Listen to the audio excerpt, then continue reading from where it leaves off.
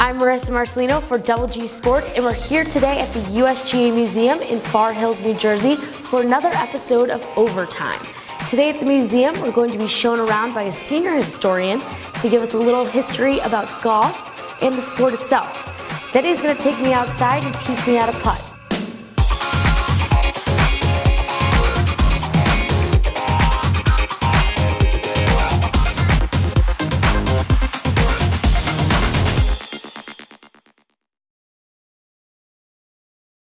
We're here with Mike Trossel, the historian at the USGA Museum in New Jersey, and he's going to give us a great tour today. You ready, Mike? Let's do it. Just inside that bunker, left edge of the green, and just peel a cut into that middle of that green. Birdie, I can tell you that. Did not, and if this thing does get way up in the air and the ball is cutting right of the hole. So if you could just tell me a little bit about this museum, how it started, and... We're the oldest sports museum in America. Started back in 1936, so actually predate the Baseball Hall of Fame in Cooperstown by 2 years. This building itself was built in 1918 by John Russell Pope, a noted American architect who did buildings such as the Jefferson Memorial, National Gallery of Art, National Archives. He did a lot of private residences up here in the New Jersey area and did this. So families lived here for a while. The USGA didn't move in until 1972, and we've been here ever since. Is there a golf course here as well, or just kind of a museum to capture the sport? No golf course, just a museum here. There was discussion when we moved here. The USGA was founded actually in New York City when we moved out here in '72. Talked about having a golf course out here, but ultimately we decided it was just going to be our corporate headquarters, and we've been here for the past 40 years. This is the Gratitude Portrait by Jim Chase. And if you stand back, it looks like a very nice pen and ink on paper portrait here of Mr. Palmer, Arnold Palmer, but when you get up closer, you can actually see it's 22,719 words written at 1/10 of an inch. Everything's organized thematically, so things that he saw are around his eyes, quotes that he said are around his mouth, things he heard around his ears. There's even a good one about the smell of freshly cut grass in his nostril. That is honestly one of the coolest things I've ever seen. And you can actually use this touchscreen to explore it. So we can go in on Arnold's cheek right now. Oh my gosh. And as you can see, right now these are all of his wins. West Palm Beach. Yep, winner 1958 Masters, winner 1959 Thunderbird Invitational. Oh my God. It took Professor Chase 13 years to do this. Wow. About 6 years to compile all the quotes and then 7 years to actually execute it. When I think of an Arnold Palmer, I think of iced tea, lemonade. Where does that come from? Why is that the drink of him? It's a good question. You know, Arnold, that's become really big in popular culture. Arizona iced tea now has the Arnold Palmer drink, iced tea and lemonade. The story actually goes back to when Arnold was, I think he was mowing the lawn, doing something outside. He was looking for something really refreshing. So normally he drank iced tea. He said to his wife, Winnie, babe, would you put a little lemonade in it? So he did that and really liked it. He ordered it out at a restaurant out in Palm Springs a couple of years later, and a lady overheard him and said, I'll have an Arnold Palmer. And it kind of went on from there, and it's a drink that he's enjoyed for many years and obviously has caught on in popular culture. So this isn't something you would expect to see in a golf museum. Arnold, if he wasn't a professional golfer, he wanted to be a commercial airline pilot. Loved to fly. He was the first professional athlete to have his own private jet that he flew all around up until he was 80 years old just a few years ago. So he loved to fly, and that was a big part of his life. He actually set a record for the circumnavigation of the globe back in 1976 for the bicentennial. So you see that picture down there, he's holding up a model for it. So wow. That world aviation record, he loves to fly, and there's actually a good story. He was very close with President Dwight Eisenhower. And for his birthday, for Arnold's birthday one time, his wife Winnie had the president and his wife, Mamie Eisenhower, fly in. So Arnold was outside and he looked up and he saw his own private jet flying into Latrobe. Sure enough, it was President Eisenhower, and they spent a week together. So what room is this? This is the Mickey Wright room. Mickey Wright is a 4-time U.S. Women's Open champion. It's the first room in a golf museum dedicated to a woman. Mickey was a great player. She's been a great proponent of the sport, and these are some of her clubs that she used. She used these same clubs from 1963 when she was in her prime all the way up to 1995 when she retired. Wow. Same set of clubs. And actual woods. Actual woods, not made out of metal. They're actually made out of persimmon, real woods. And you can see the irons very hard to hit, small sweet spot on them. You know, Mickey was a big believer that, you know, it wasn't necessarily the the tools, it was the carpenter, and she was the one who was swinging those the whole time. This is a really neat case. So we have some stuff from Mickey's childhood. She started off really young, and there's a certificate here, the first time she ever broke 100, back when she was just 12 years old, back in 1947. There's her first hole-in-one trophy she made when she was 14 years old, one of her 7 career hole-in-ones, which is pretty cool. Mickey wasn't just a great golfer. You know, she loved to do lots of other things. She went to Stanford for a year before she turned pro. She was fluent in French. She also played the mandolin. So this is an unbelievable room. I mean, you walk in and you just kind of feel the history in here. So tell us about this room. It's my favorite room in the museum. It's called the Hall of Champions. So what we have here is our 13 individual national championship trophies, highlighted by our US Open trophy right here in the center. This trophy goes back to 1895 when Horace Rawlins won the first US Open. And every winner of the US Open has their name on the trophy ever since. So when Rory McIlroy won in 2011, Martin Keimer won in 2014, Tiger Woods' 3 wins, all those names are on there. Those individuals have held this, the US Open trophy. So this trophy stays in here full time. It leaves for a couple days out of the year to go get engraved. What the champions get is a 100% replica. They keep that from year to year, and then they pass that on to the next champion. I was about to say, so they don't even get to take this home. They do. They get their own version of that. They get to keep home, get to bring home, and you know, it's funny asking them about the trophy. You know, Michael Campbell won in 2005, and he was telling us a story about how he would actually take the trophy to bed with him. That he loved it so much. He'd read the names when he was in bed and keep it up in his mantle above. So I think there's so much history involved in these trophies that the players really love it. Out on the walls, there's the names of everyone who's ever won a USGA championship. So we start up here back in 1895 when we just started with 3 championships. As we wrap around, we come down over here to 2013 in our latest plaque. So it's about 650 names on the wall. And you can see back here in 2013 our latest plaque, and we'll continue to add here with the next available one. There's some really terrific streaks up here that you can start to see. Tiger Woods won 3 consecutive US Junior Amateurs and then 3 straight US Amateurs, which is really impressive because the junior amateur and the amateur are all contested at match play. He wins in 91, 92, 93 in the juniors, then goes on and wins the US Amateur in 94, 95, and 96. So really just an incredible run, and then of course he's won 3 US Opens since then in 2000, 2002, and 2008. You know, we just saw where he won 3 consecutive, you said starting at the age of 15, then he went on to win 3 US Open championships, the last one in 2008. Yep. Do you feel like he's sort of peaked? Well, you know, certainly with his injuries in the past couple of years, you know, first with the leg, now with the back, you know, it looks like it'll be a challenge for him to continue to go on and continue to play at a championship level. But I think Tiger's shown us before he's capable of really unbelievable things by winning by 15 strokes in 2000, by winning those 6 consecutive championships. So, you know, I'd never want to count him out. We're not a Hall of Fame. You know, we don't induct people subjectively on statistics or anything. We wanted to honor our champions. And our idea was to take some of these names off the walls and celebrate them here in our gallery space. Oh, wow. So the USGA was founded on December 22nd, 1894, and this is a map of our 5 founding clubs.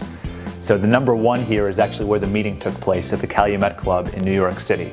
Then the other ones, we have the Country Club up in Brookline, Massachusetts, Newport Golf Club, which we just talked about, Shinnecock Hills out on Long Island, St. Andrews Golf Club, which is the oldest continuously operating a golf club in the United States from 1888. They're in Yonkers, New York, and then out in the Midwest, the Chicago Golf Club. This is the original US Amateur Trophy that was given out to Charles Blair Macdonald. For many years, the US Amateur was actually a bigger championship than the US Open.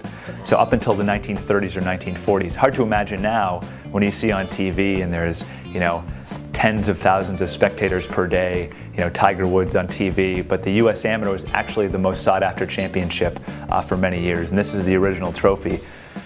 When Bob Jones, one of our greatest champions, won, he won 5 US Amateurs. When he won in 1924, that was on display, the original was on display at his club in Eastlake in Georgia, and the clubhouse burned down and the trophy got destroyed. So we had a replica made, and that's the one that sits here in the museum right now. So this one you would not be able to drink out of.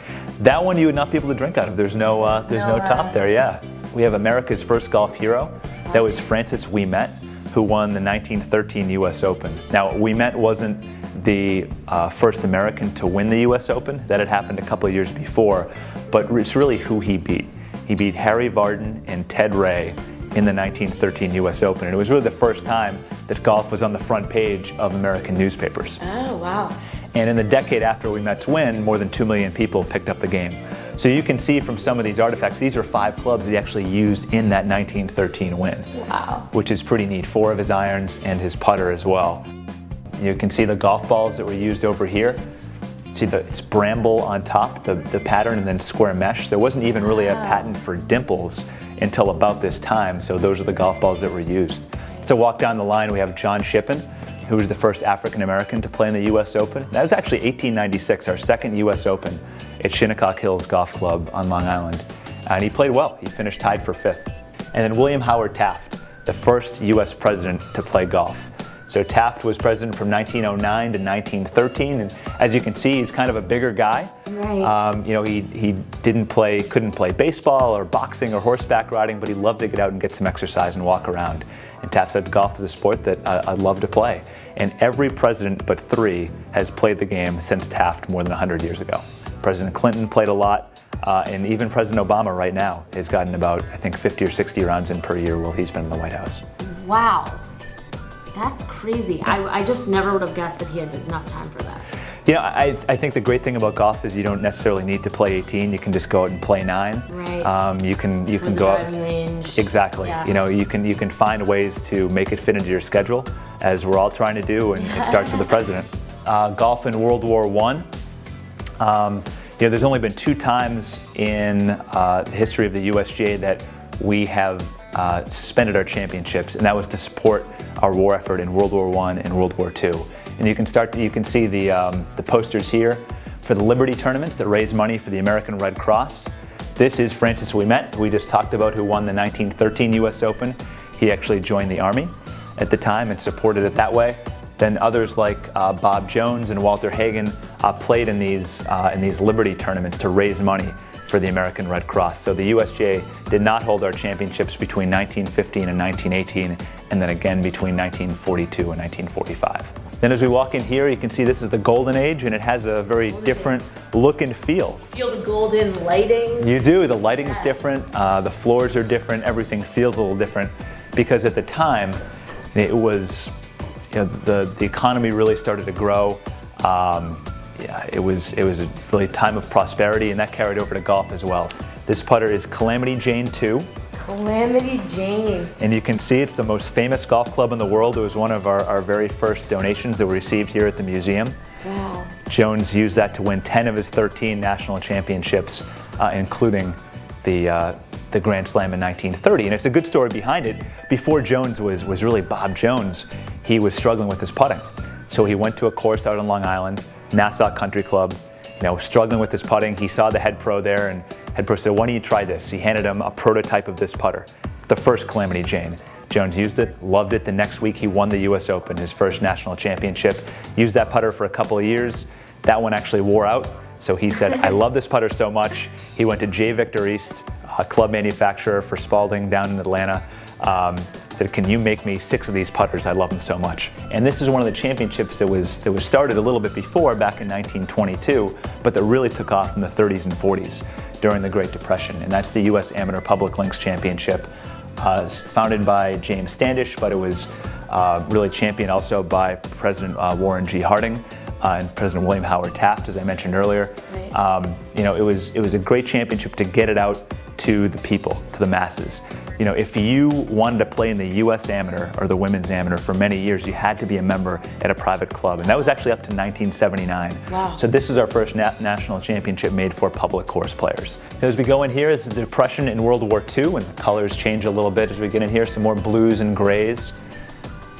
Some things to highlight here are, again, the women's section, the growth of women's golf.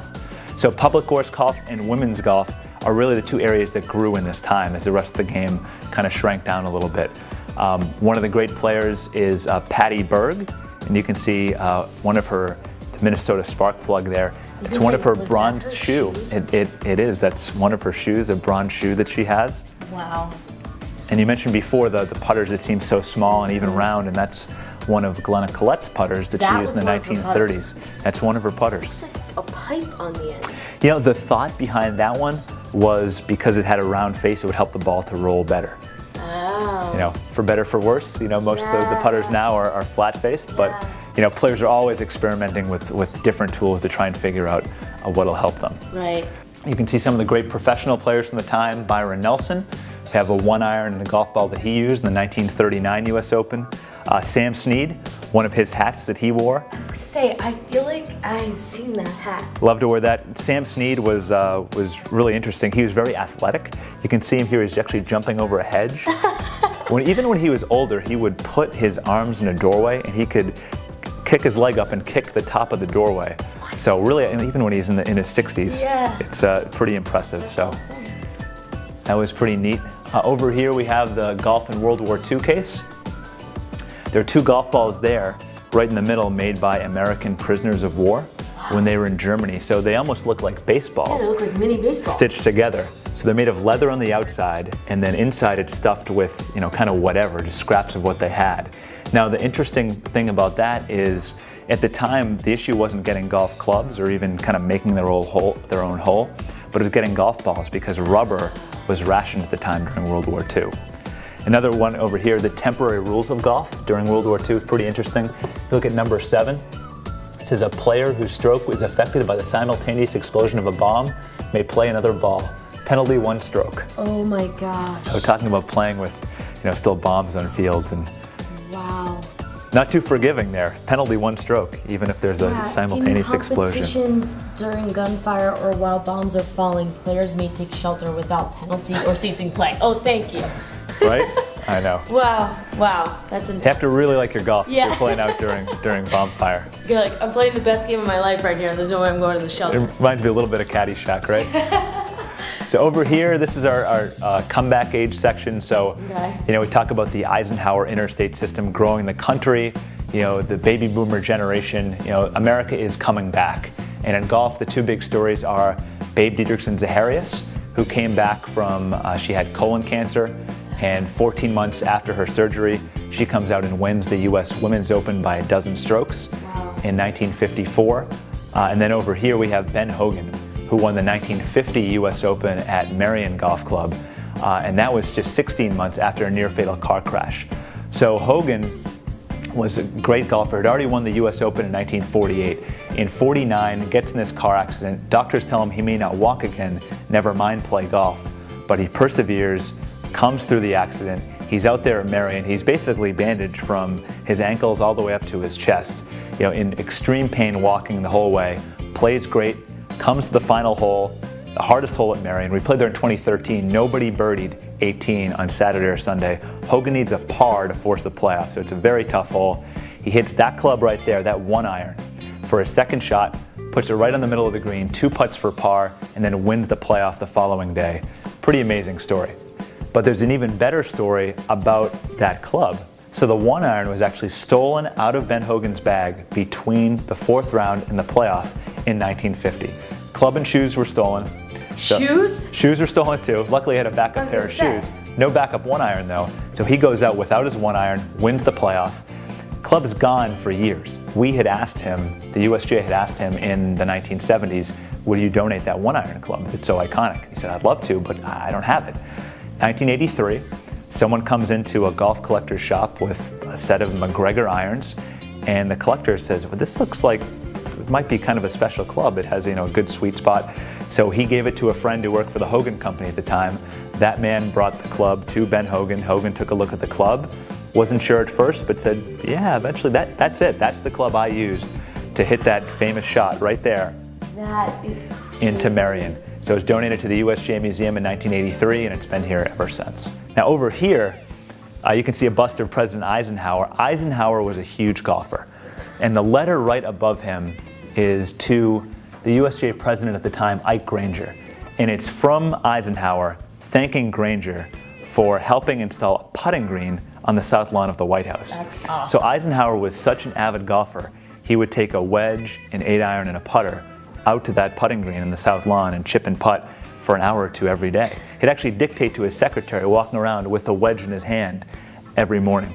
Then we go into my favorite section of the museum. It's the age of superpowers, and looking at kind of at that time there was the big Cold War between the United States and the Soviet Union. A lot of rivalries in sports. Bill Russell, Will Chamberlain, Red Sox, Yankees. But in golf, it was really Jack Nicklaus and Arnold Palmer. And we set up these old tube TVs, so a lot of people who come in here from that era can take a look and see that. It's not a flat screen. Not a flat screen, absolutely not. One of the most famous artifacts we have here, and one that's really my favorite, is the Moon Club. And that's right here. It's the club that Admiral Alan Shepard used on his Apollo 14 mission up to the moon. So what it is what would make up the grip and the shaft is an instrument used for collecting lunar rock samples. And it actually breaks apart. Where those clasps are, it breaks apart and you can tuck it in and carry it either in your suit or in a little bag.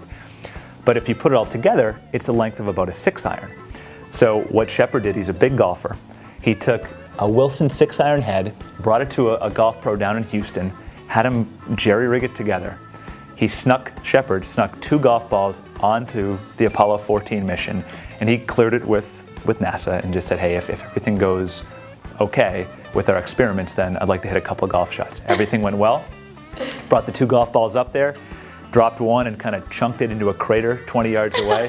And the second one he hit, and it went, as he said, for miles and miles with the 1/6 gravity. That is so cool. Yeah, it's really neat. There's a lot of golf clubs with Calamity Jane and Hogan's 1-iron and so many others we have here that are amazing historical pieces. But this transcends the game of golf. Something that truly goes beyond sport and goes into popular culture. Everyone who was alive at that time remembers, us landing on the moon. And a lot of people remember Shepard hitting that shot. So, it's something that we're very fortunate to have. He donated it to the USGA in 1974 with the help of Bob Hope and Bing Crosby, who were on our museum committee at the time. And then we get into golf as the global game. In the past 25 years or so, golf's really expanded internationally. And of course, it's also the era of Tiger Woods as well. Never heard of him. Yeah. Who's that guy? And Tiger in 2000, he won the US Open by 15 strokes. Set all sorts of records, not just in the US Open, but for all major championships. And what we have is a sand wedge that he used in that US Open. It wasn't in the sand too much because he was mostly on the green putting for birdie. Right. But we have that club, and Tiger artifacts are very difficult to come by, so we're very fortunate to have that and lucky to have that in the museum here.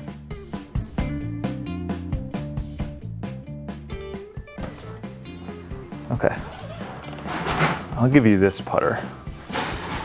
I'll take this one. Okay, don't worry, I brought some golf shoes. Oh, nice, excellent.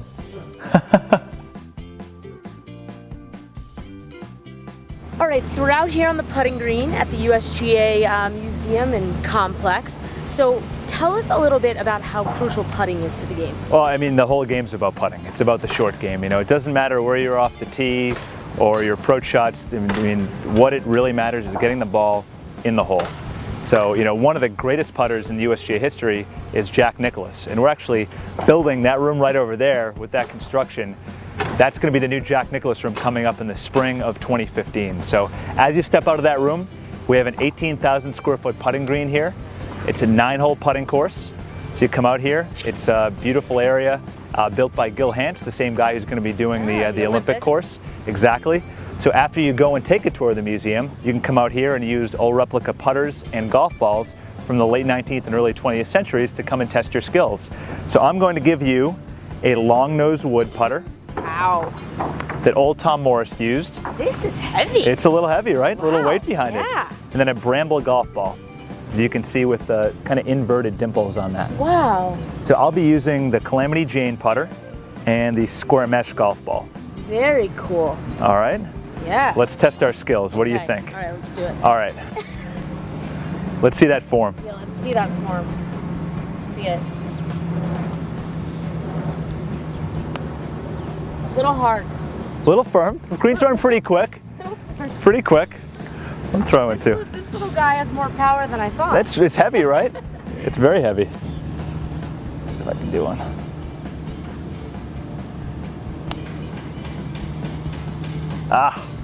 Jane. Calamity Jane. So But what's the key? I mean, are you one of those people that lines up your putt every time? You know, not necessarily out here. If I'm playing in a tournament, I might do that. But coming out here, it's a lot about just having fun and getting to experience a little bit of the history, Right. the golf balls and the golf clubs. You know, it's great for the USGA staff on site to come out here at lunch. But for the visitors, I mean, it really is their favorite part of the tour, because Right. they can come by and they can really start to feel history. They can hold these clubs in their hand and get to use them. So what era was something like this putted with? That was in the 1800s, the 19th century, and you can see there's the whipping right there. That's how the clubs were held together. You have the hickory shaft there, and the whipping is what kind of connected and secured the club head with the shaft. All right. And that's with a leather grip at the time, because they didn't really have rubber. It's very different. And even this putter here, the Calamity Jane, if you look at it, you can see it's more lofted than a normal putter would be. Yeah. And as you said before, a lot skinnier.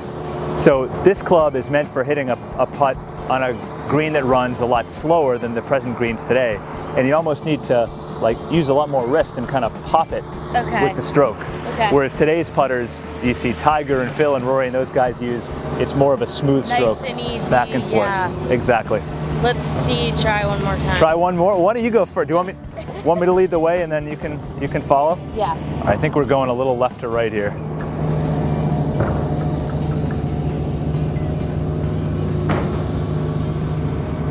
Now, that was a pretty nice putt. Left it short though. Oh. Oof. This is Powerful, right? Yeah. They should I don't know, maybe bring these back for super long putts. Can I try using that one? Absolutely. Switch it up. All right. So that one needs to put a little more strength behind. Pretty good. Oh. Really, you like that one a little better, it seems like. The Calamity, that's your putter. That's definitely my putter. That's your putter. Well, thank you so much for coming out. Yeah. This has been fantastic. It's been awesome. Thank you so much for having us. Thank you. Appreciate it. It was awesome. We learned so much, and hopefully we'll be back. Please do. We had a great day here at the USGA Museum. We had an awesome tour from the senior historian. Told us a lot about the history of golf. Then he took me out on the putting green, as you saw. I didn't do too badly. Hoping to do better next time. I'm Marissa Marcelino for Double G Sports, and this has been another episode of Overtime. Don't forget to check out doublegsports.com for all of your tri-state area sports coverage. Thanks for watching.